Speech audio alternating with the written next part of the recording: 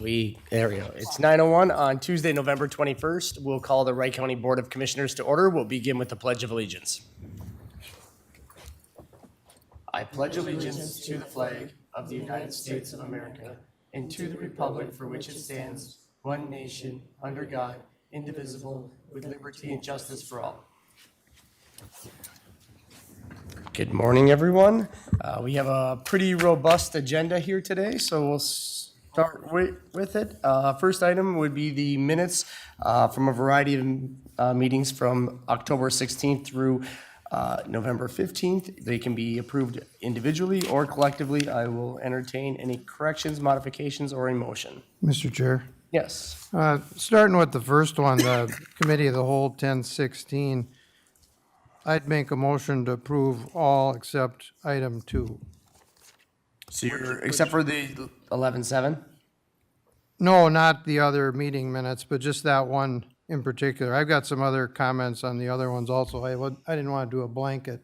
Okay, so you want My motion was just going to apply to the 1016 Committee of the Whole, Okay. except for item 2, which was the facility lease rate for the dental clinic, because I'm not in favor of that. But I would make a motion to approve the rest of them. So we're just doing minutes, not in favor of it. Just if there's modification, it's not the recommendations. It's just the minutes. So if you have corrections to the minutes and what was actually recorded, would be entertaining at this point.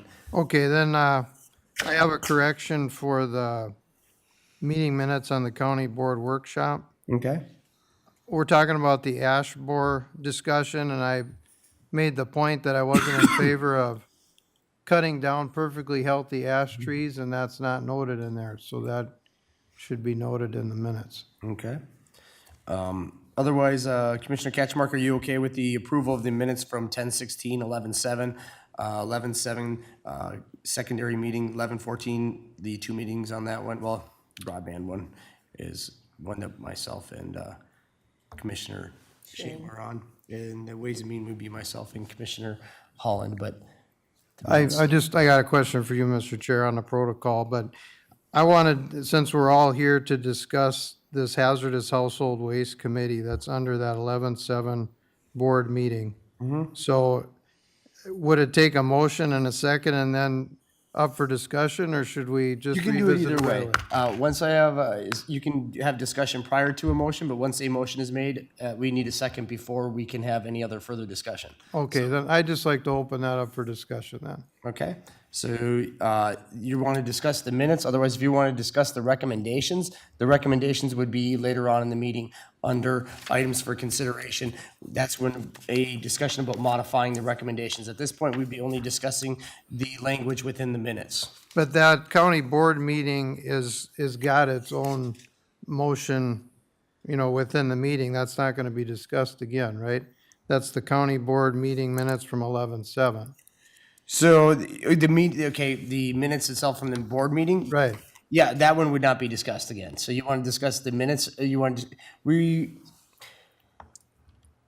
so you're looking to undo an action from the November 7th board Right, meeting? and it was a follow-up because we talked about it at the workshop, but this is the first meeting that we are all here to talk about that. The only way you can undo an action from a previous board meeting is if you were in the descending vote. You could recall, or if you were on the losing end of a vote, somebody on the other side would have to flip their vote to want to reconsider it. Otherwise, if you were on the descending side of the vote, you wouldn't be able to reconsider it. Prevailing side. Mr. Chair, can we just address this in the recommendation? I think it's. It's not a recommendation, though. It's part of a meeting agenda, and it's now part of the meeting minutes. And we had talked about it at the workshop, but we weren't all here to discuss at that point, and at the point of the workshop, it was already done also. So why don't you talk in detail what you're Okay, considering? sure. So, thank you, Mr. Chair.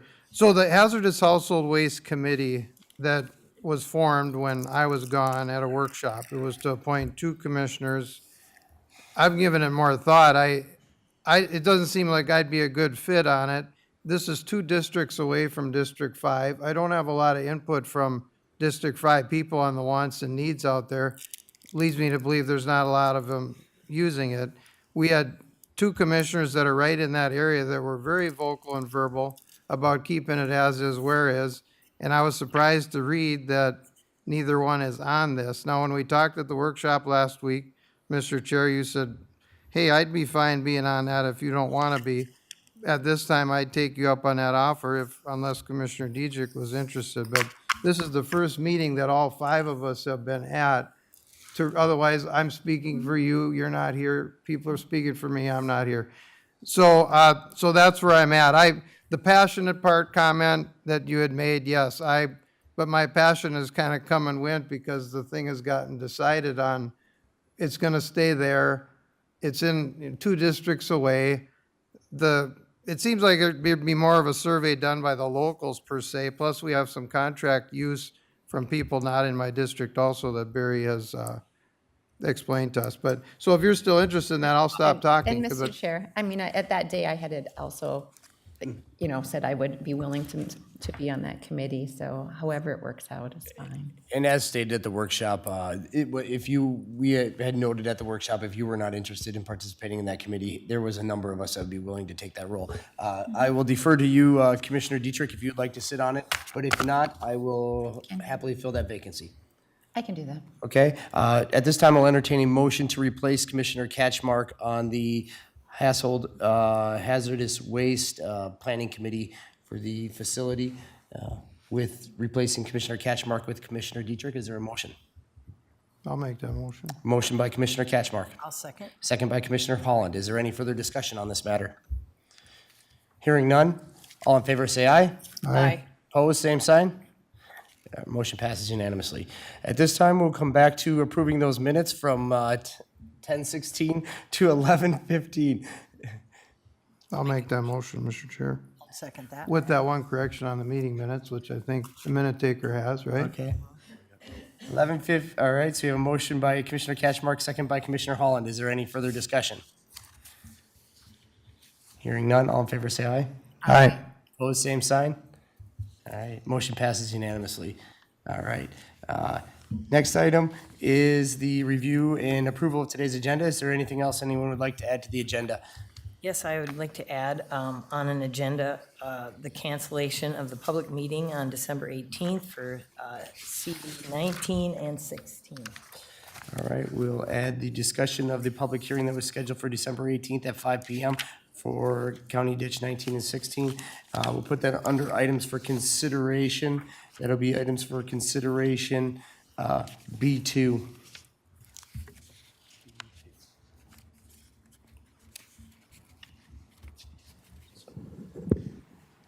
All right. Is there any other additions to today's meeting? Mr. Chair, you could also put under item G, the timed item when Matt's here. I guess we could do that. Thank you, Attorney Kreiser. I will move that, actually, that's a better fit for it before Matt would leave. Let's move it to that to be G2. G4, actually. Or G4. Probably at the end. All right. G4 will be the ditch 16 and 19 discussion. All right. Is there any other modifications or corrections to today's agenda? Hearing none, I'll entertain a motion. So moved. Motion by Commissioner Dietrich, second by Commissioner Holland. Any further discussion?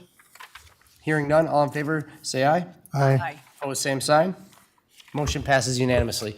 Next is the consent agenda for today. Is there anyone that would like to add or remove anything from today's consent agenda?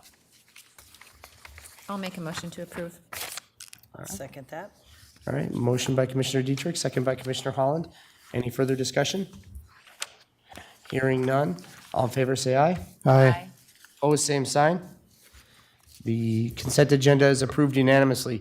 Moving on to today's timed agenda items, the 9:05, the approved signatures of the Wright County Board Chair on the U.S. Fish and Wildlife Certification on Wetland Easement. Good morning, Mr. Chair, members of the board. I was reached out to by Blair Mace with the U.S. Fish and Wildlife Service to ask for approval on a signature of a wetland easement on a parcel of property. Blair is with us today to explain that easement and his request. Good morning, Commissioners. Morning. Did everybody receive the letter from November 6th in regards to our easement that we are going to try to acquire? Yes. Okay. We present every acquisition we are acquiring to the county boards of commissioners for certification and then to the land exchange board for approval. The land exchange, this is due to a procedural agreement between the DNR and the U.S. Fish and Wildlife Service in 1962, requesting that we get certification from county boards prior to going to the land exchange board for every acquisition that we make. The land exchange board consists of the governor, auditor, and attorney general, and they meet quarterly. And this easement will be presented to the land exchange board in March, February, whenever their next one is. Then released the schedule yet.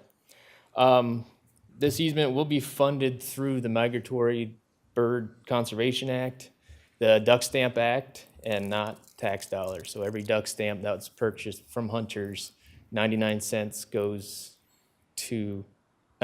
out of every dollar goes to purchasing easements with the Fish and Wildlife Service. The wetland easement I have today for your consideration is with Daniel and Amanda Hess of Annandale, Minnesota.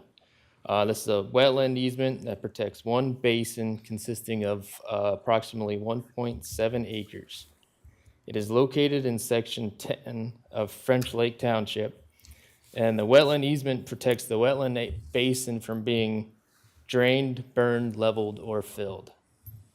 If it goes dry naturally, they can mow it and farm it or whatever they want to do, but they just can't do it unnaturally. The easement is perpetual. The landowner continues to pay taxes on the property because the land stays in private ownership. We control and access are still part of the landowner's rights. Is there any questions? No. Not here. Do Mr. you- Chair, I have a quick question, just to make sure there's like no ditch along that property. So there would be a conflict of draining. Nope, the main reason we're trying to get an easement with the Hesses is because there's a waterfowl production area right next to them, and we want to restore that one basin that's shared on the property line. So that's why we're trying to do it this way. Mr. Chair. And I haven't had any comment from the public for or against on this, but heavily relying on waterfall production, and that's the purpose of this, and you said 99 cents of every duck stamp money goes. How many people are buying, how many duck stamps are being sold typically in Minnesota now? They're down from when I was buying them. That's a number I'd have to get back to you. All right, I mean, well, it's you threw it out there, a so I thought, lot. I'm wondering, but we can exchange emails later. Okay, thank you. 'Cause a duck stamp's required by every waterfowl hunter. Right, So that's a lot. well, not as many as. Not as many as be, used but to be, yes. You're Just to correct. put it in perspective of what you have to work with, though. Yep. Thank you. No. Thank you. Is there any further discussion on this? All right. This time I'll entertain a motion. I'll make a motion to approve it.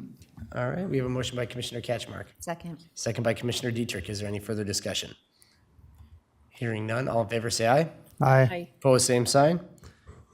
The motion passes unanimously. Okay, thank you so much. Thank you. All right, the item number B on the agenda, the Attorney Kreiser on, staff is requesting that the County Board of Commissioners schedule a date and time for a public hearing to consider adopting a moratorium on cannabis. Attorney Kreiser, do you have any comments? Yeah, Mr. Chair, members of the board, staff is at the point where we're looking to set up a moratorium for the recent cannabis legalization. We are looking at having the public hearing on either December 12th or December 19th at 9:30. I guess staff's preference would probably be the 12th, try to get this going, because I think the 19th would probably be a busier meeting as it gets near the end of the year, so the 12th would be a good one. We are just looking at trying to, with this moratorium, it would place a freeze on anything going with planning and zoning at that aspect for opening new shops within the unincorporated areas of the county, so the townships. We would be looking at then undertaking a process of studying and then regulating cannabis within the county at that point in time. We have received a number of consents or joint power agreements from townships and from cities. I think a couple cities have. don't have the exact numbers in front of me today right now, but we are looking at partnering with a number of our jurisdictions here to regulate cannabis in their areas. So this will help us start the studying process for that and to really get into the meats and everything dealing with the regulations of it. I appreciate your comments on that. A number of different municipalities across the state have already even enacted such moratoriums. We had discussions about this back in July. We felt that it was a little bit too early to start that research phase of it. Now we are at the point where we need to begin having bigger discussions on what our involvement will be with that of the cities and actually start developing a plan on how we will deal with this from a planning and zoning perspective as well as that from a licensing perspective, especially as the state hopefully will be rolling out more information to us in the months ahead as we get closer to 2025, where on-sale licensing will be required to be available.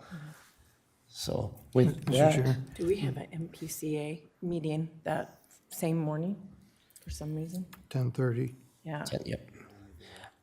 Will we have enough time? I'm not expecting this public hearing to be a very robust, although I could be wrong. I have been wrong before. But largely at this point, there really isn't anything that we're stopping per se because there isn't really the ability to get licensed at this point.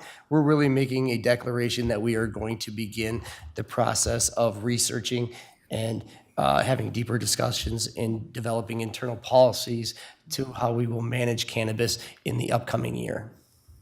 Mr. Chair, is this typical moratorium length then? It's up to a year but no longer? This one, we can go all the way to January 1 of 2025. So we get a little bit more than a year because we just have to be out of the moratorium as of January 1 when sales are, licensing needs to be available to the public to be able to buy the licensing required to be able to sell cannabis. Oh, okay, thank you. And Mr. Chair, and for the board's information as well here, our office has been investigating and researching what other jurisdictions have done in Denver and Michigan and Illinois to see what they're at. And I think now is a good time for us to start the study once we've kind of gathered that information and come forward with some of the best practices we've seen from across the country as far as regulations. And at this time, I think it's good for us to start formulating our questions as we can start sending them down to the State Office of Cannabis so that they can maybe react on questions that we may have locally. There might be things that might get missed in this process. So I think it'd be important for us to be able to start developing those questions and submitting them down to the state. So, Mr. Chair, could we set this for 9:30 during the board meeting then? My intentions would be at 9:30 on December 12th would be my intentions. I'll make that motion. All right. Motion by Commissioner Catchmark, I'll second that. second by Commissioner Holland. Is there any discussion? I think, Chairman, I think our public health too will be a lot happier once we start. It's right now the big wild, wild west, and I feel sorry for Sarah. So I think it's good that we're moving forward quickly. And no other discussion? All in favor, say aye. Aye. Opposed, same sign. Motion passes unanimously. We have a public hearing now set for December 12th at 9:30 a.m. here regarding on the cannabis moratorium. Moving on to item C, taxpayer services. We have item number 1, the overall license center update. Jesse, thank you. Morning. Well, I have some fun news to bring to you all today. License Center is doing well. So I provided you all with some numbers to show the growth that we're seeing over the last 3 years. I took a quick peek this morning, and we've already surpassed our driver's license numbers from last year. And we still have a month and a little bit to go here in November. Overall, I just want to say our exam room is going great. We are seeing huge growth in that. Motor vehicle is rebounding. A lot of those transactions went to the state when the online became really popular, but people want to come and see us, so everything is going great. DNR numbers will look good after December. December is our second busiest month for DNR registration, so don't worry that number looks a little small for what I had provided. You'll probably be most curious in that kiosk update that I provided. I pulled some numbers off our kiosk.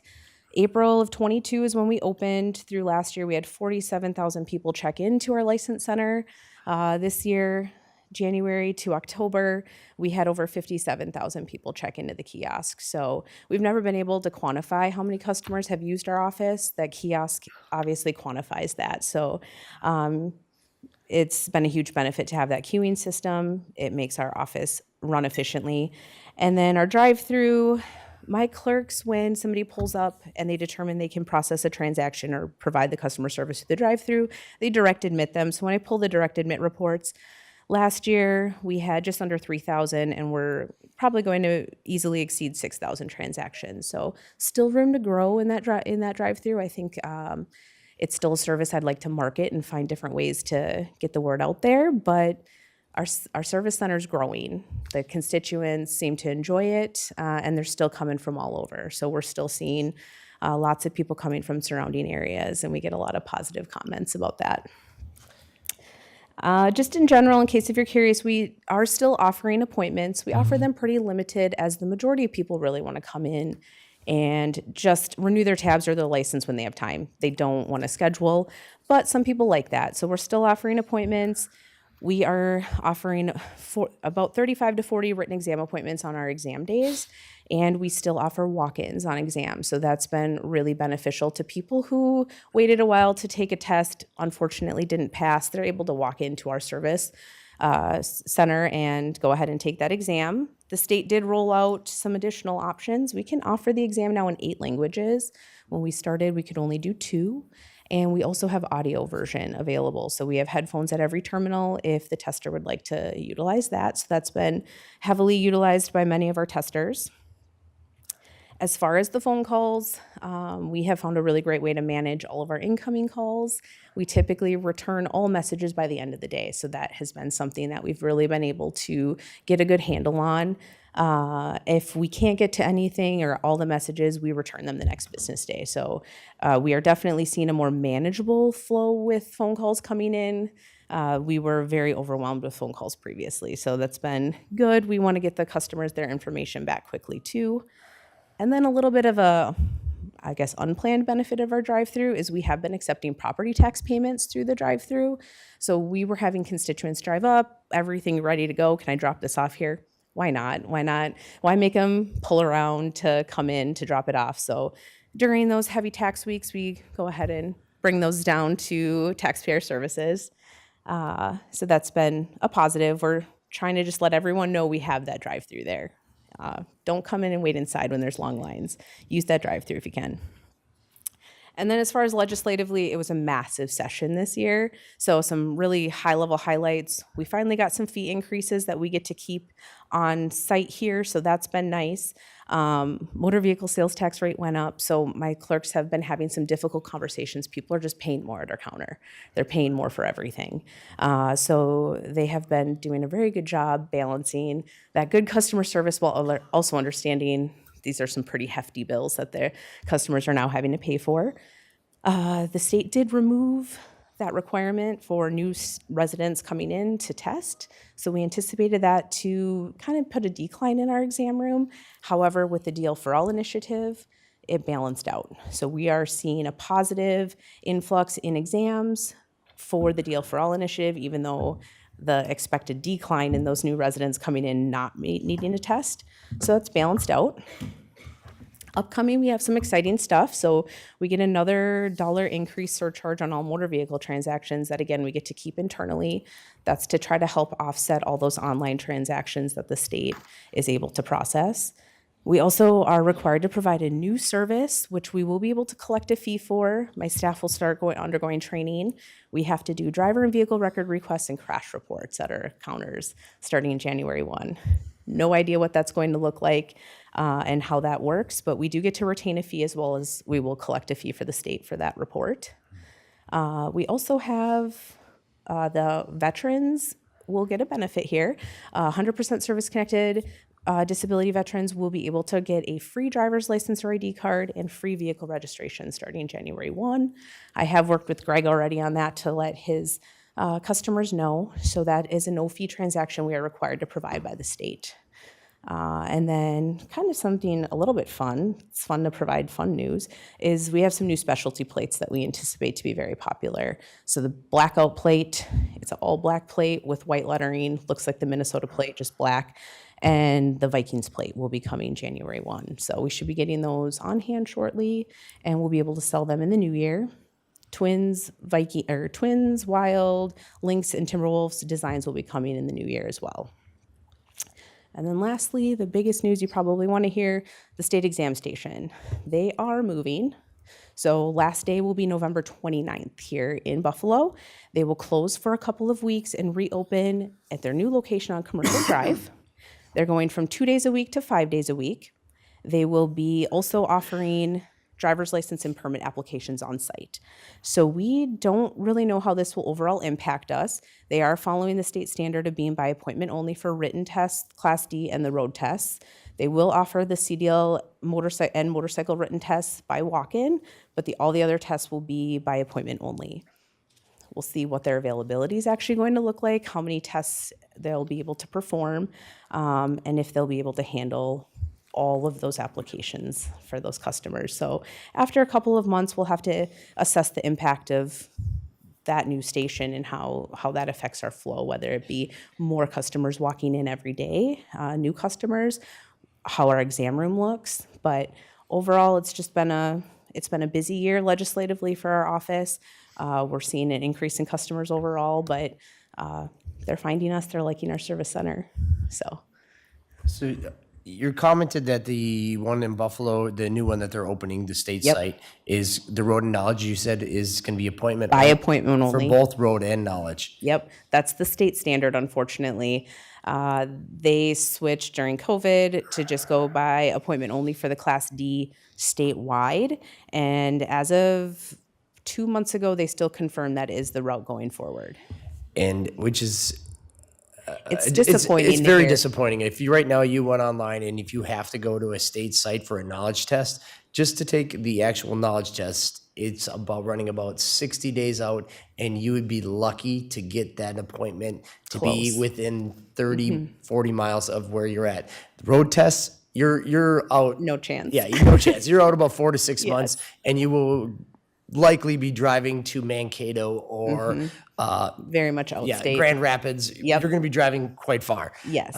So We plan on continuing to offer our written tests by walk-in. We encourage appointments if they're available and that fits in the customer's schedule. But it's just not realistic. People fail, and they're going to want to retry the next day. So our walk-ins have positively impacted. We have still people driving an hour away to come to our service center. So they're driving the distance for sure to go to state exam stations. So it's really, I don't know how we will be fully impacted. We have a pretty loyal customer base, and we have parents that are saying, go to the license center. They have it all down. So, and at the end of the day, I don't know how many appointments they're going to offer. Well, and I really appreciate, Jesse, your help that you've had here with the board. Wright County has advocated very hard over the last 4 years to the state to help us help you. Yes. Is the approach that we've had. We've made numerous suggestions in delegating authority for us to do everything from commercial knowledge tests to being able to take an unlimited amount of Class D knowledge tests to motorcycle tests, anything to lower their burden so they can get these appointments into a more reasonable time frame. Yes. And to this point, it has fallen on deaf ears at the legislator and at the DPS office. We'll continue that fight forward. At this time, I would rally citizens to cry foul on what DPS is doing and how far they are making citizens drive to take a knowledge test or a road test. It is truly, truly unfair. It is, yes. We get the calls all day, so we try our best to help them out, but we'll gladly take any of the Class D knowledge tests off anyone's hands. We have an awesome setup in our office since the state didn't want to take advantage of it, so we might as well. But Mr. Chair, Yes. I would just have to pass on. I get feedback of what a great job you do with customer service in the process. So thank you very, Yeah, very thank much you. to all your staff. yeah, I have a great team. Mr. Chair, I just first off want to say thanks for taking that tax payment service, taking them in. Yep. That's a great service that you're adding in as just an extra, so we appreciate that. Also, can you talk a little bit, what is this, this is something new, the crash report? So And is still there- to be determined. We haven't gotten the training yet. So right now, currently, you can only get these specific reports going through the state. I was under the impression it wasn't a large amount. However, when I was seeing some of the numbers that it was up to 16,000 reports a month, I'm a little bit like, what is going to walk through our door? We will have to go through training on it. There's certain people who are able to get the report, so you can't obviously access a report that has nothing to do with you or you're just curious. But again, it's just another thing that we have to take on, another level of responsibility, and it's a really huge unknown. We've never done anything like that before. Okay. But legislation push that through, that they want that, I think, more accessible to the public, which just means push it out to the license centers. Okay, keep us posted. Yeah. Chair, I'd like to say thank you too. I've heard such good things. And you know, the best part is when anybody complains about the Taj Mahal, I can always say, but we have that drive-through, and Yes. that'll stop them in their tracks because they go, oh yeah, we love that. Yes. So Yes. thank you for, and you know, you guys just do a great job. Everybody's very happy to have it here. And Yeah, I appreciate that. Perfect. Thank you. Yeah, thank you. Thank you, good morning. It's good to hear on the improvement for the callback by the end of the day. Yes. We don't have all the answers, but those are calls we get that, hey, someone didn't call us back around the compound here, so thank you. Yes. On those specialty team plates, do you know who gets the revenue that people pay extra to get a Yes. plate that's supporting a professional, private-owned team? Yes, so it is their charitable organization that they pick. And that will be posted for each one. So right now, the Minnesota United does not qualify to even get a plate because they don't have a charitable organization that they support. But yes, each team, all the other sports teams have one. It's just the other 4 are still in the design process, and they didn't get the designs through quick enough to be able to have plates drop January 1. But I know we've been hearing about the Vikings plate for years, and it finally went through. And last thing, so you got a deputy sheriff over there pretty regularly. Do you have Yes. any stats on the number of conflicts that he's had to step in and resolve? I don't have any stats on that. I will say we can tell that when he's there, there's no issues. But when he's not there is when the customer interactions can get a little bit more inflamed quickly. But when he's sitting there, I think customers they appreciate seeing him there, but it also they're going to walk up to the counter with a clear mind. People get frustrated when we have to tell them no. And sometimes it just takes that little extra presence of coming in with a clear mind to the customer, from the customer up to my counter. So, but unfortunately, we haven't had a bunch of terrible incidents, but we've had, he's had to ask a few people to leave or step out and cool down. But Okay, thank you. very kind. yeah. All right. Thank you for putting this Thank you. information together. Yeah, you're welcome. All right. Moving on to the second item on the taxpayer services would be the approve the resolution denying tobacco license for AA Vape and Tobacco Shop, 242 West Broadway Street, Monticello, Minnesota. This is an application that did not meet setbacks. Is there any discussion? If not, I'll entertain a motion. So moved. Motion by Commissioner Dietrich, I'll second. second by Commissioner Holland.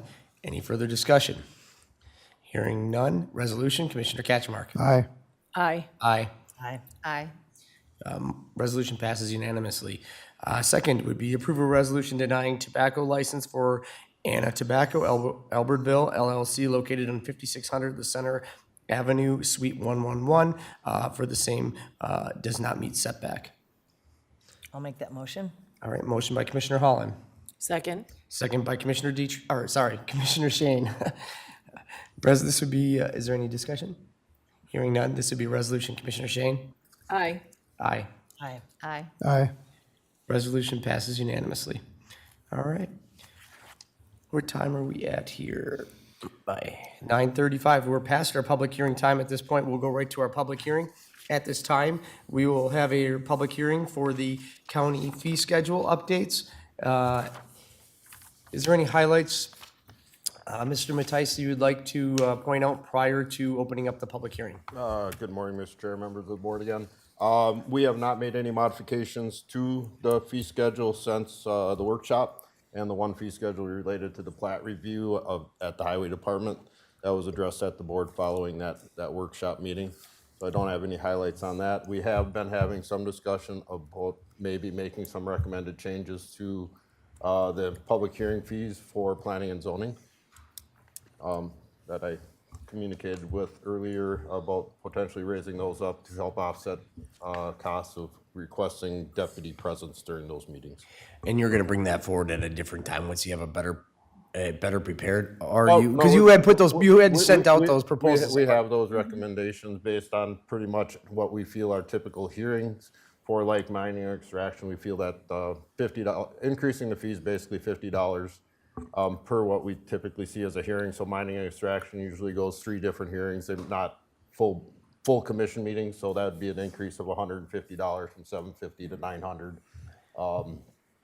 That's kind of what we're proposing, and I can go through that laundry list if you'd like me to, if you'd like to consider increasing those for that. No, only reason I say that is because you said there wasn't any changes after the workshop, but that wasn't a change that was proposed after the workshop. And that's the only reason I wanted to make sure that you were whether you were or weren't including them at this time. I would only include them if they come up as part of the public hearing to adjust the fee schedule we're having the hearing on.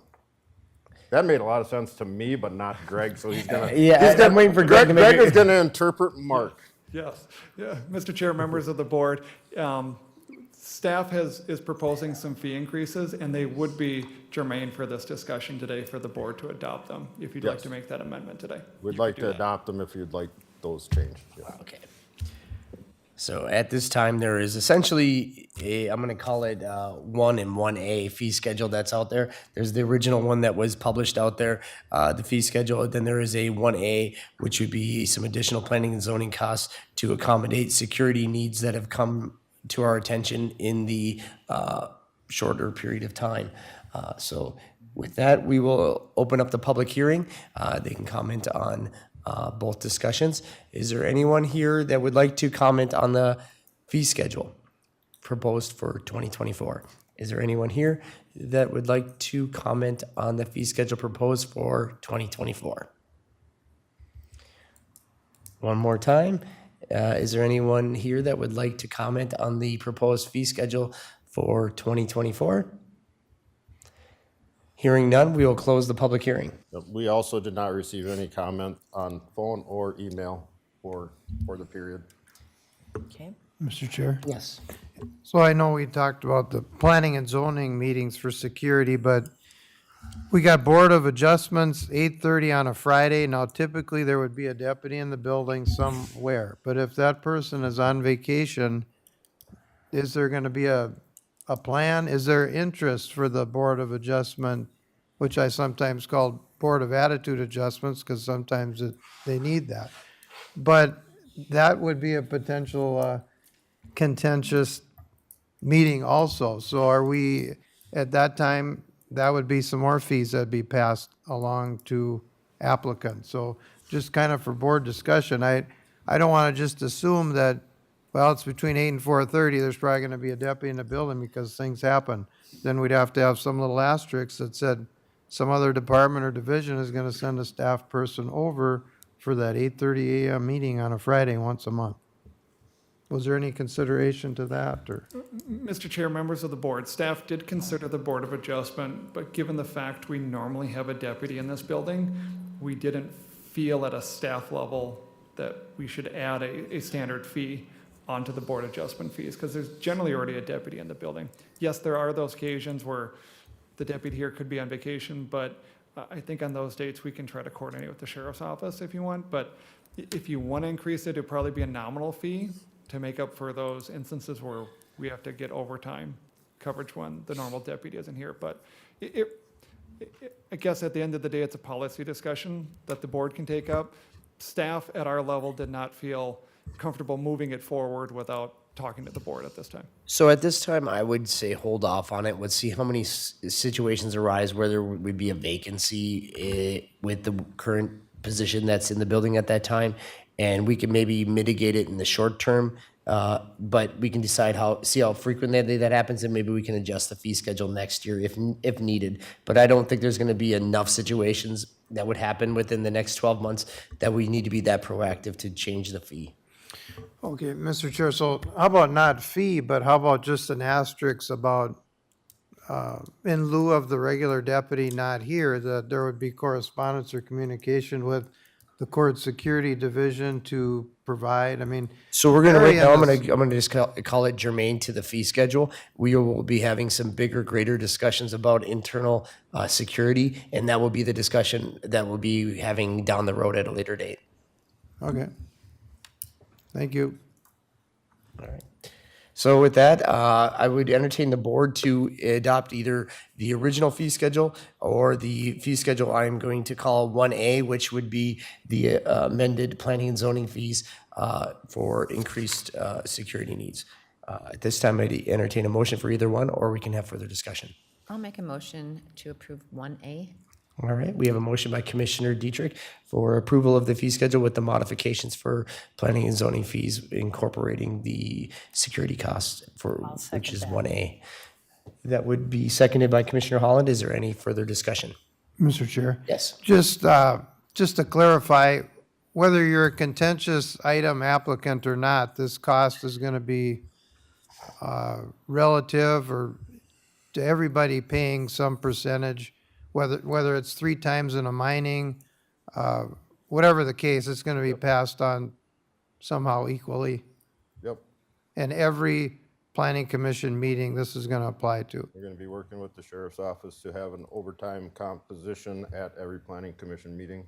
And these fees will be then offset that overtime cost from the sheriff's department for those meetings in 2024.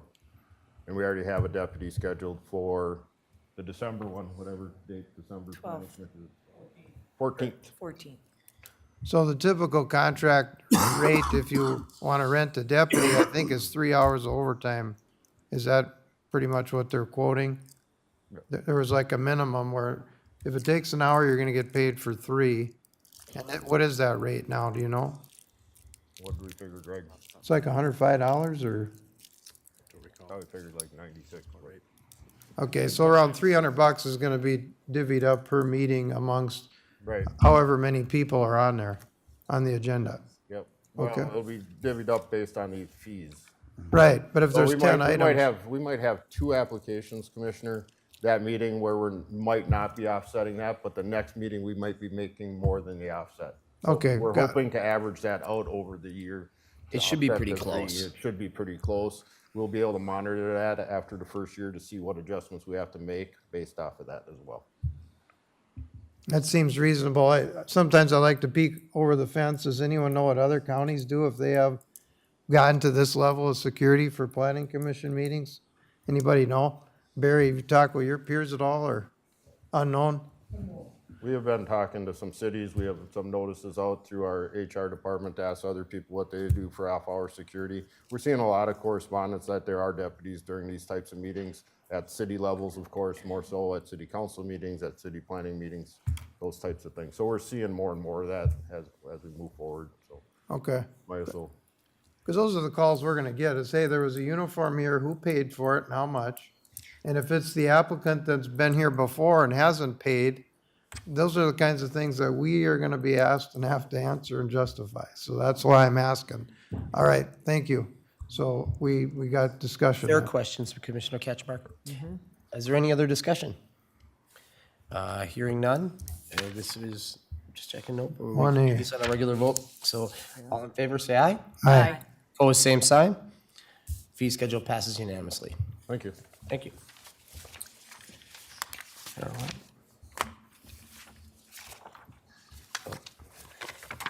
All right, now moving on to the, oh, sorry, my agenda pages got mixed up here. Morning, Mr. Chair, Thank you, Board Virgil. of Commissioners. Morning. Morning. 3 highway items today for your consideration. The first one is to requesting approve resolution in support of sponsorship for each of 7 local agency local road improvement program applications, LRIP program, and this is where we can offer help and support sponsorship for these local grant applications. There's 7 resolutions attached. So board members, is there any discussion? This is kind of an annual process that we do for those. Not town- annual, but every couple years or so, Yeah. we get these grant opportunities. It just seems like it's annually, but maybe it is that. So with that, is there any questions or concerns or comments? Mr. Chair, I'd just like to say thank you for helping, and that's with the townships, and I appreciate your staff reviewing those for them, sponsoring. Thank you. Mr. Chair. Yes. Yeah, a couple of these in District 5 have gotten a lot of attention in the last year or two. Everybody's districts, I think, probably represented on here to some degree, 1, 2, or 3. So thank you for including them. I got some just individual correspondence saying, hey, could you send a letter of support or endorsement? I checked with Third Floor, and they said, well, it's going to be all-inclusive today. So I'll make a motion to approve that resolution.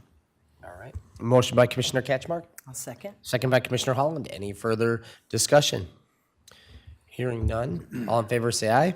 Aye. That's a resolution. That was the resolution. Oh, it is a resolution. You're There's right. actually 7 separate ones, so I don't know, do they have to be acted on separately? Mr. Chair, I think we could take them all as one if everyone is unanimous in the vote for all 7. And then just document it accordingly if that works. Yep, so I'll motion amend maker, that. that's, you're okay with that? Resolution 1 through 7, Mr. Chair. All right, your second's okay with that? All right, then with that resolution, I'll start it off. Aye. Aye. Aye. Aye. Aye. Resolution passes unanimously. Okay, thank you. The second highway item is to also approve resolution in support of 2 county highway applications for LRIP funding, CASA 6 and Howard Lake, for the railroad bridge, trying to get some funding to help with that project to lower or increase the clearance. And then County Road 137 in Albertville, not Seagull, there's a corridor project there that we're hoping can get some funding to help with that project also. And there's 2 resolutions. All right, we can pass these resolutions, I believe, collectively or individually. Mr. Chair, I'll make a motion to approve those 2 resolutions. All right, motion by Commissioner Catchmark, I'll second. second by Commissioner Holland. Any further discussion? Mr. Chair, Yes. just for the rest of the board, I see some Snickers. This is Bridgegate on County Road 6 by the fairgrounds where once a month, a semi-tractor trailer comes through, can't read the signs, symbols, whatever, and the bridge shaves off the top and turns it into a convertible. Or they're going to Winstock and it's hot, and they find when they turn the air conditioning on that the air conditioner is left under the bridge in Howard Lake. Railroad's not interested in raising the bridge because you'd have to go like 5 miles on either side to start that gradual increase to that deal. Now, no one's been hurt or killed, but this opportunity came up, and it takes resources, a couple hours of time for closing the road, and a deputy or a Howard Lake officer to sit there, and the whole thing, a lot of shrapnel to clean up. So a little background, maybe more than you wanted to know about Bridgegate, but thanks for working on that. Meeker's dealing with the same thing, but they have a place where the semis get to it, and they have to stop for a sign. They figure out maybe I can't get there, under there, so they back up a quarter of a mile. They've had none that have gone under, and we have one a month, so it's interesting, and they're worried about fixing their deal. But, all right, This would be a great project to get solved. It's been an issue my almost 29 years at Wright County, and I don't know how much before that. That's probably the number one, but there's like, what, 2 other ones in the county that are like that? There's the one in Maple Lake that's on 55, isn't, or did that one, it's still there? None that get hit like this. No, yeah, that I know one's, of, yeah, and a lot of them are recreational vehicles, but there are semis that this happens to also. it's the U-Haul vehicles that they just don't drive them often enough. There's that too, yeah. And I'd like to say, I'm very thankful about 37 because to walk over that bridge, my husband and I do it illegally because it says no walking across the bridge. Because there's just a little path, but this will be nice to have all that. And it's a busy, Yes, it's a it is. busy road. It is, yes. All right. If there's no other, we got did we get a motion by you, Commissioner Catchmark? got We had a second discussion. by Commissioner Holland, and there's no other discussion? a resolution? Aye. Aye. Aye. Aye. Aye. Resolution passes unanimously. Okay, thank you. The third highway item today is another resolution. We're requesting the board to authorize MinDOT to conduct a speed study to determine the safe and reasonable speed of our realigned Braddock Avenue, County Road 148 that just opened up so that we can post the appropriate speed limit.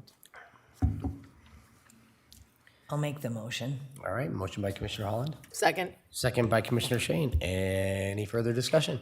Mr. Chair, while I'm thinking of it, the old cut across where they hydro seeded now, is there any intent to put barricades? I saw what I think was an employee cut through the hydro seeding today Yes. and then ended up going through the back lot.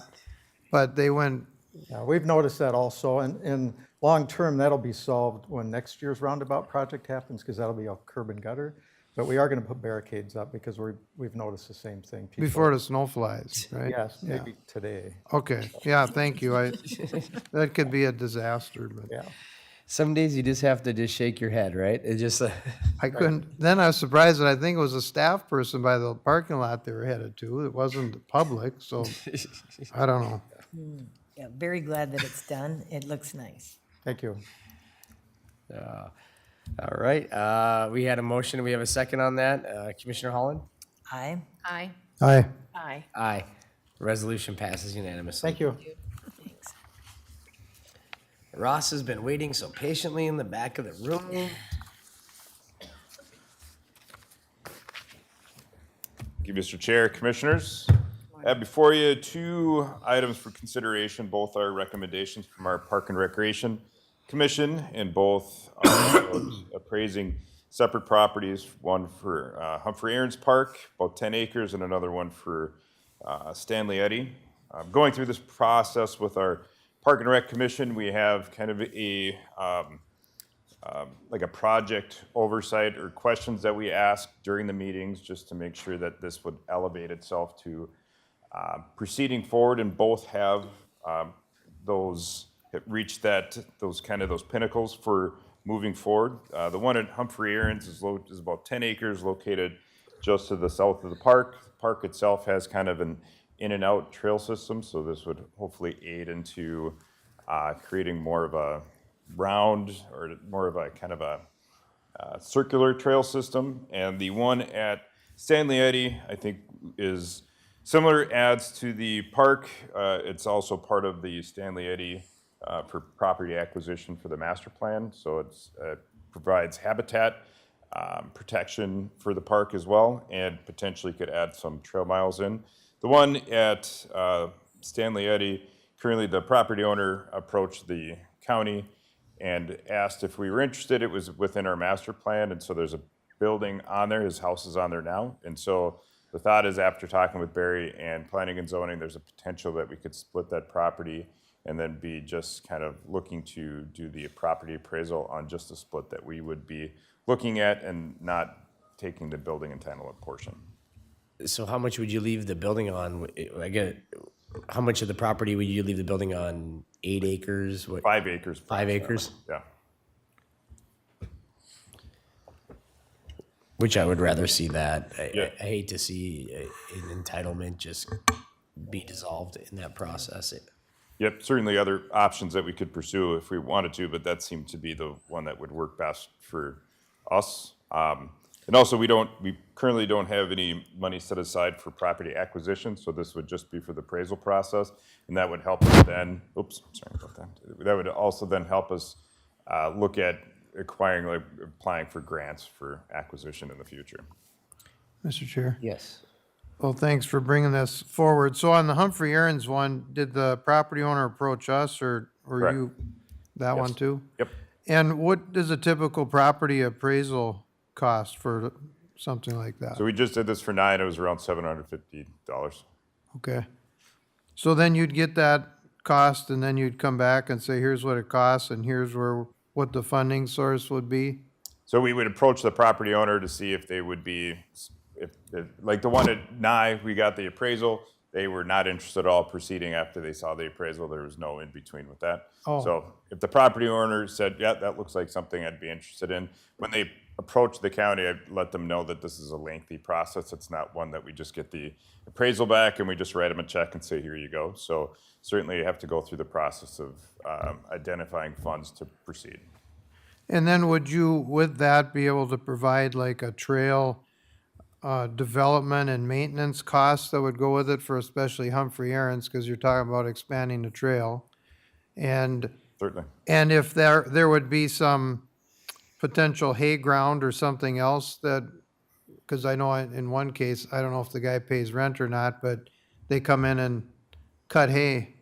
I don't know what the rest of this 10 acres would be used for besides trail, but I'd like to see what that 10 acres would be used for. Is there any potential revenue and what's the cost to maintain and get the trail plowed in? And there's no building entitlement with Humphrey Aaron's, right? Correct.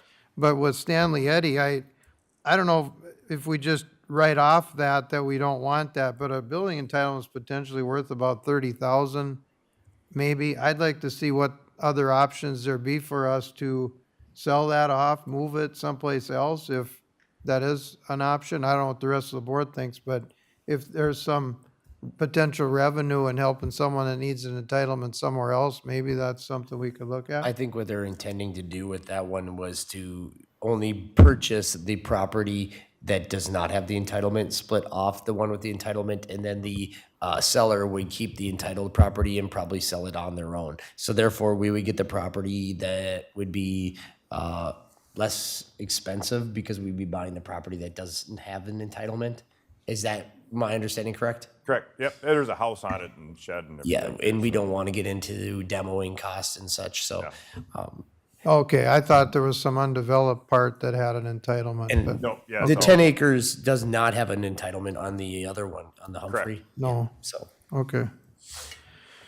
All right, yeah, I'd cautiously be in favor of spending the 750 and then coming back and seeing. I mean, I don't have a lot of feedback and concerns in District 5 that says we need to have more park ground, just for what it's worth. I have to look at that consideration. Well, it'd sure be nice to expand this park or that park, but Yep, yeah, this is certainly just the first step. We would certainly develop a more robust plan. I guess at this point, it's just a matter of, is the board interested in spending $1,400 to $1,600 to get an appraisal on the two properties to then use that to determine whether we want to develop a plan, whether it's going after grant funding or whatever.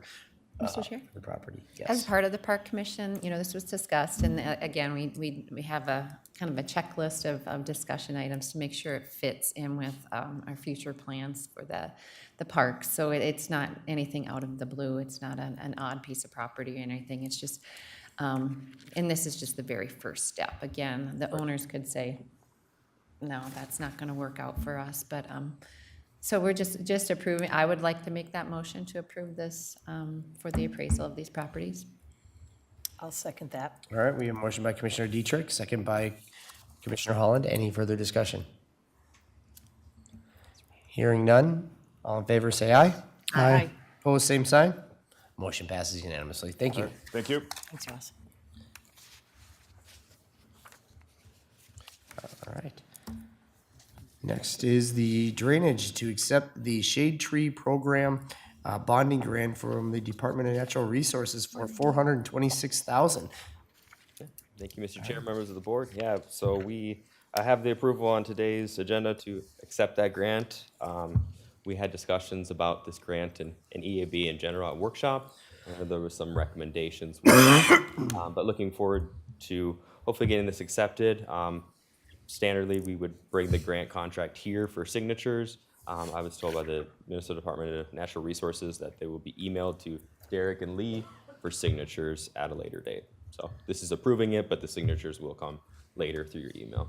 All right. Mr. Chair, just wondering about that condition to not kill healthy trees. Where does that get, because we got that later in the recommendation, but we're taking this before.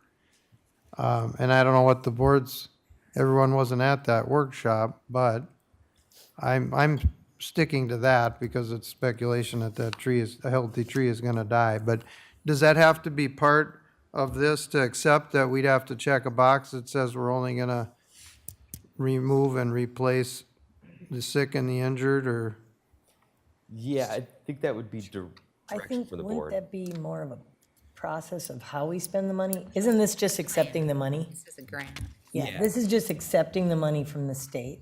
But if you have to And agree then- to, But then the resolution coming later, the discussion about it is how we spend it is where our governing body can dictate, right? Well, yes, to a degree. I think a lot of this is Right, going to be but I mean internal that- policy from it, and I think they're going to use the guidance of the board. And if the guidance of the board is to avoid healthy trees at this time, they will adhere to that guidance.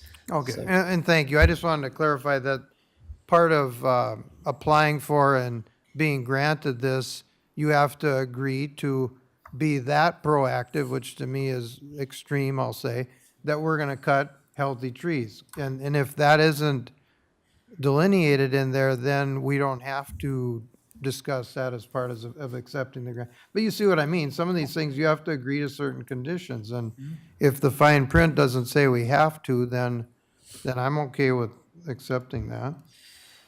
Yeah, there's more trees than we have grant money to cut, so. Exactly, yeah. Mr. Chair, members of the board, they've been surveying the ash trees in the park system since about 2018. There's 651 ash trees identified in the maintained areas of the park, not outside in the forested areas, you know.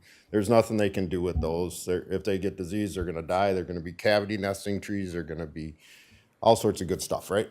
That you guys maybe don't care about. But the trees that are in the maintained areas, they've been surveying those with Survey 123 with the GIS application, identifying their health, stresses, all that type of stuff. Them are the trees that they're gonna concentrate on, are the ones that hit that survey that have poor health. They're being flagged, they're having woodpecker activity. I think they understand very well that they're not gonna probably go down and cut down perfectly healthy ash trees. They're gonna maybe start replacing those next to them during that time frame, so that if and when those trees become diseased or have health issues, that we have a replacement tree already established, rather than cutting them down and having, am I right-ish? So that's their management plan that they're working on doing that. And I think leaving that staff expertise on what's healthy, what's not healthy is what's key here, because how are we gonna be like, who's gonna come out and identify the tree if healthy or not healthy? I believe Matt and Matt's staff have the ability to do that, and the knowledge and skills and abilities to do that, with that direction that we're not cutting down perfectly healthy ash trees. However, some perceptions are not reality. They could be having health issues that you don't see, you know, girdling of roots and stuff like that. But giving them the opportunity to manage that with that expectation, I think is good. Well, I want to also do it with the notion of health and safety. I mean, with some of these, there's timing that you're better off getting it earlier on than others, so I want to take that into consideration as well. Mr. Chair, I'm wondering how this falls underneath the purview of the drainage coordinator, when it seems like he's got enough on his plate already, and you're coming up here now in charge of the ash board detail. So he manages a lot of the natural resource aspects of the Parks Department that was added in there. How long ago was some of the natural resource management? Basically, when I left, Matt loves to do that.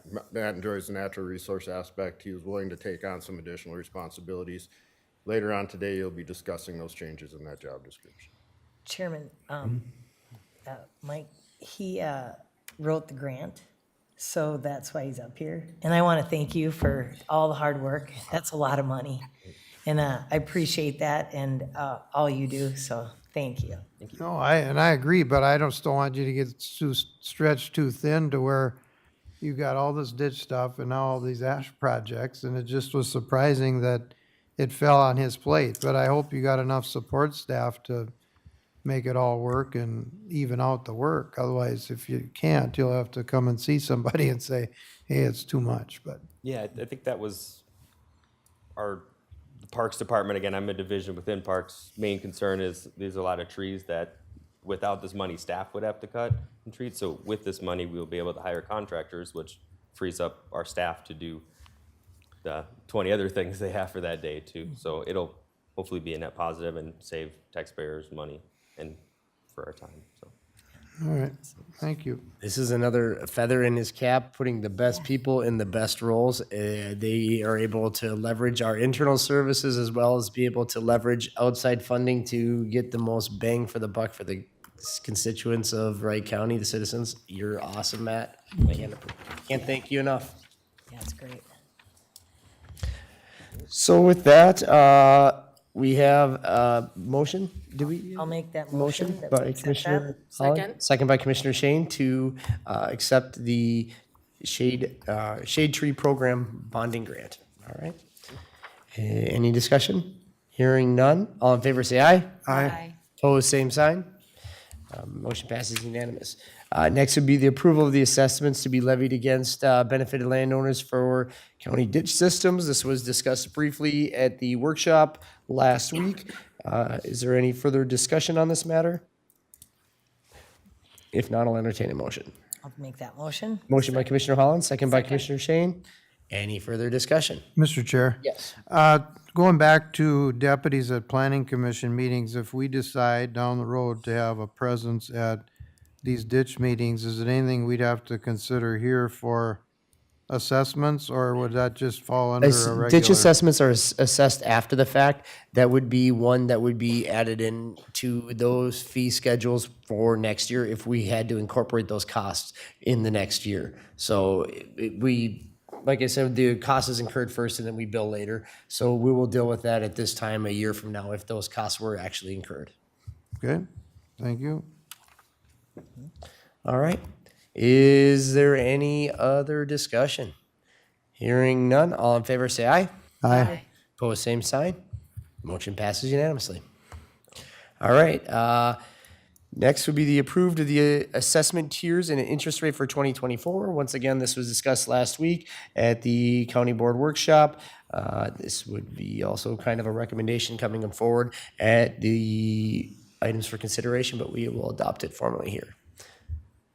I'll make that motion. All right. Motion by Commissioner Dietrich. I'll second that. Second by Commissioner Holland. Any further discussion? Hearing none, all in favor say aye. Aye. Opposed, same sign. Motion passes unanimously. Next would be the approval to apply for the multi-purpose drainage management grant for County Ditch 19. Yeah, so this is a grant we apply for most years. We do have the deadline coming up here in early December. So partnered with Soil and Water to identify good projects, or in this case, projects that we would apply for grant funding. And if we're successful, obviously, I would bring that back for approval. All right. I'll make the motion. Motion by Commissioner Dietrich, second by Commissioner Holland. Any further discussion? Hearing none, all in favor say aye. Aye. Opposed, same sign. All right, motion passes unanimously. Item number 4, discussion regarding the public hearing that was set for December 18th at 5:00 PM regarding County Ditch 16 and 19. Commissioner Holland. Yes. I would like to cancel that meeting because just of the situation of security issues. I think I'd like to see that moved on to later into next year so that we can figure out a safety and security plan. And I would just entertain a motion to cancel this upcoming one in December. Commissioner Holland, or yes, Commissioner Ketchmark. So this is one of those ditch crises that I inherited. It stopped and started many times for different reasons.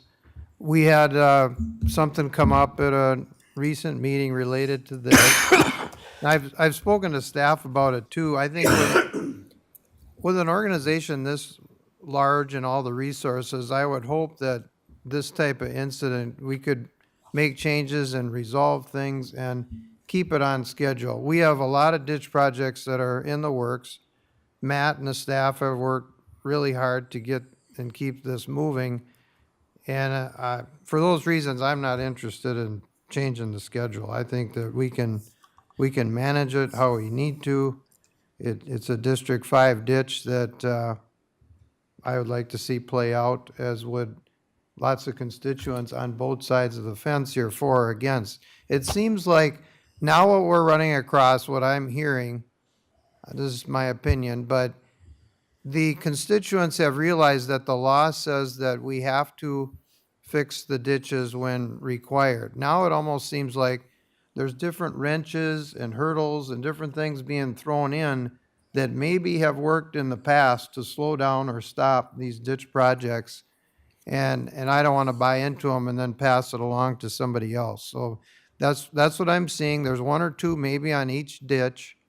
And I think we can get together and meet to resolve any concerns that we have going forward without altering the ditch schedule. Thank you, So- Mr. Chair. Commissioner Catchmark, my suggestion is, and I kind of agree that I'm just moving this along, but I also understand that the reason this is contentious because it's expensive. I don't want to add any more expenses to this. So my suggestion is that we move the public hearing on December 18th from 5 o'clock PM to 10 AM here. And we have security in the building at that time, so we wouldn't incur additional costs. If we do it at 5 o'clock that night, we'll end up having to bill these homeowners more money to put security in the building that was driven largely by their own accord. So for that reason, I would suggest we hold it on December 18th and move forward. It's going to be contentious whether it's December 18th or whether it's February 18th. It's going to be contentious either way. So I think at that point, if we do it during regular hours, we have security in the building, we don't incur any additional costs, and we just move forward with it. That would be my suggestion. Mr. Chair. Yes. I think that's a good mix. I think, given the situation, that there should be clarification that there'll for sure be a security staff here that day.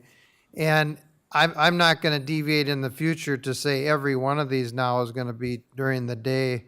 I'm still gonna stick with, in my district, they prefer evening meetings, but this one I'll go with the exception here because of the current state of this ditch. So I'll recognize that. And I think administration will work with the sheriff to make sure that if for some reason somebody was on vacation, that we'll be able to supplant that with somebody over there across the street. All right? If we can get that as part of the record, and then, well, Commissioner Holland, whatever she has to weigh in here, because she was inkling a motion another way, but can we ask, Mr. Chair, could we ask the staff if they had any thoughts here on that? Yeah, Chair, what about you, Matt? What do you feel like?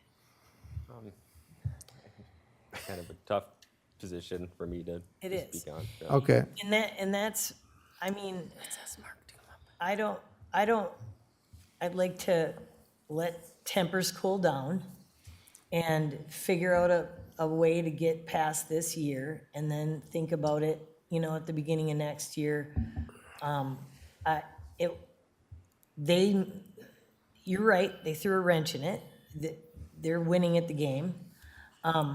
Is there a reason that if we did have it at 10 o'clock, that we can have somebody in place of Matt be there? I think Attorney Kreisler, you're intending to be there as well. That will be able to help manage questions as well. And you have a great history with the 501. Yeah, Mr. Chair, Commissioners, I don't believe Matt would have to be there at the meeting on the 18th. This is a viewers-driven meeting. They really control it. They're in charge of it. Staff are really just there to answer any other questions. And frankly, the questions generally that come up are not germane to the purpose of the meeting, which is the valuation of property and to the benefit rolls. What we usually end up hearing at these meetings is, why haven't you fixed my culvert? Why are you doing this? Why is the lake so high? Why is this? So these are questions that frankly are not germane for these meetings, and we end up going down the rabbit hole of all these other issues, and literally the wrenches get thrown at us, and we tell people 10 times in the introductory statement that repairs are not meant to be talked about here, but the message never gets received. So I'll be there to help control the meeting. I don't think Mr. Detchen needs to be there. The viewers can be there to answer any questions dealing with property appraisal and with benefit rolls. Yeah, and we've done a pretty good job as a board holistically this year in managing germane on ditches.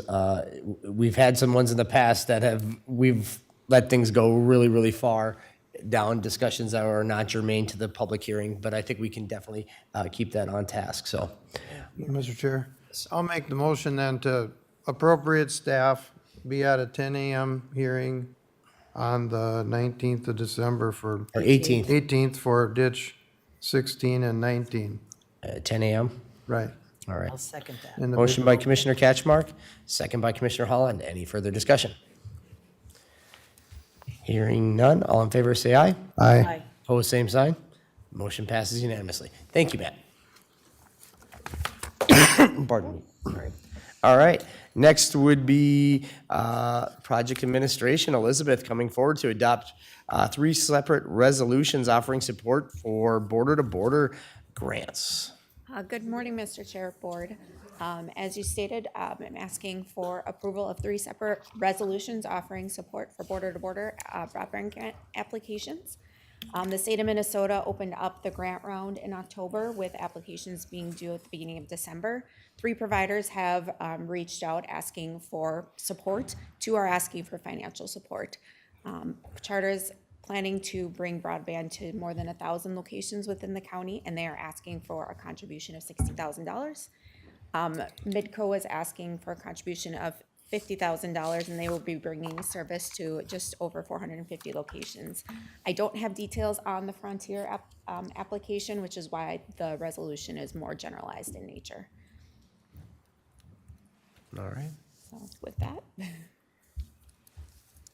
Is there any discussion? Otherwise, I'll entertain a motion to support all 3 applicants, so we can do that in one resolution. So moved. I'll second. All right.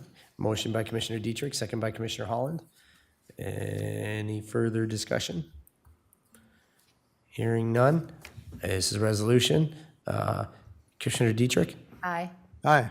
Aye. Aye. Aye. Resolution passes unanimously. All right.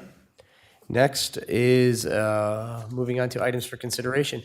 The October 16th Committee of the Whole. So we have the recommendations on there, which we will be approving at the later on in resolution, which would be the changing of the way the county board allocates its mileage as well as its compensation. And then the second item would be the consensus of the board to bring to the November 21st county board meeting to approve the 2024 community dental lease rate. That was the October 16th. We have the November 14th, which was the variety of informational items, as well as a discussion on the reasonable accommodation policy, which was to direct staff to make some modifications to that application, just being able to add another box to be able to be checked. Another one would be allowing the Buffalo to have a precinct here on Election Day. Then there was the discussion of the application process for tobaccos and licenses and how they come forward on the agenda. There was a informational discussion as we just went for that grant here today for the Emerald Ash Borer. Then the other one was the ditch item, which we already approved. Then there was also the follow-up, which is informational on our leadership philosophy. And then we had a discussion on formalizing a policy on how citizen requests get onto the agenda. That'll be coming as a formalized policy at a later date. Then the employee engagement, and then more information, more discussion will be coming about that and developing some sort of a survey for internal and external at a later date. And then we reviewed the committee list as we move forward in making appointments at the first organizational meeting in January of 2024. On November 14th, we also had a broadband committee, which we already supported those letters of recommendation just here in a moment ago. And then there also is the Ways and Means Committee, which we approved in the earlier in the meeting, the changes to policies. So with that, open up discussions on the recommendations. Mr. Chair, Yes. I was ready to make a motion unless someone else had discussion. No. Okay, I would make a motion to approve all of the fine summary that you just gave, except number 2, the community dental rate. I'll leave that for someone else, but I'll make a motion to approve the rest, Mr. Chair. I'll second that. Motion by Commissioner Catchmark, second by Commissioner Holland, to approve all the recommendations from subsequent meetings other than the October 16th secondary item facility lease rate removed. All right. Any further discussion? Hearing none, all in favor say aye. Aye. Opposed, same sign. Motion passes unanimously. Lease rate, discussion. I know I'll yours just is like let- a more of a, like kind of a philosophical, you've had that same kind of notion to it. Is any other board members have any other discussion on that? This was an agreed amount that we've had with Community Dental, working forward to basically get them at the regular rate. It was kind of a stepping stone to get them to their traditional market rate as they upscale their operations. So with that, is there any discussion, or I'll entertain a motion? I'll make a motion. All right, motion by Commissioner Holland, Second. second by Commissioner Shane. Any further discussion? Hearing none, all in favor say aye. Aye. Opposed, same sign. Aye. Motion passes 4-1. All right. Last one was the approval resolution setting commissioners' compensation for 2024.